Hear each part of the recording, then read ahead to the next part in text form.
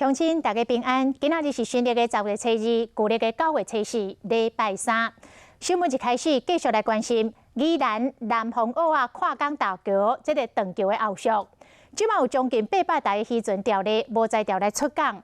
去年的10月，苏澳渔获交易量大约是5400吨，减出海一工就减碳1工。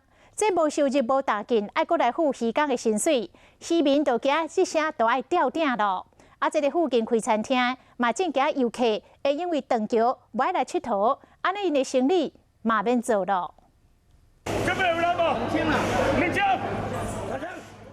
天车大光，都听到话声不断啦。南方澳鱼市场真侪买家来抢鱼啊，手拢摕1000块的纸票，都惊吓死人。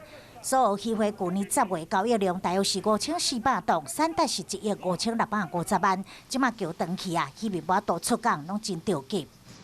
只要渔船没有办法出港的话，所以导致我们这边其实就是完全没有办法产销。这样一天要损失多少？2万以上吧。虽然无出海，不过薪水也是爱照算互渔工。即嘛是龟头岛的产季，看到好天气，减出港1工就加损失1工。除了船无法度出去，业者嘛担心游客唔敢来呀。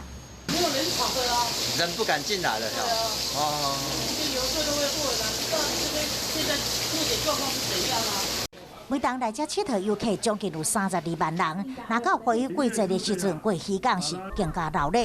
跨港大桥挂啊全彩灯，照光过南方澳，即马桥断去啊，将近有800只渔船吊伫港内，只希望赶紧抢通，互船会当紧出港，抢救渔民的生活。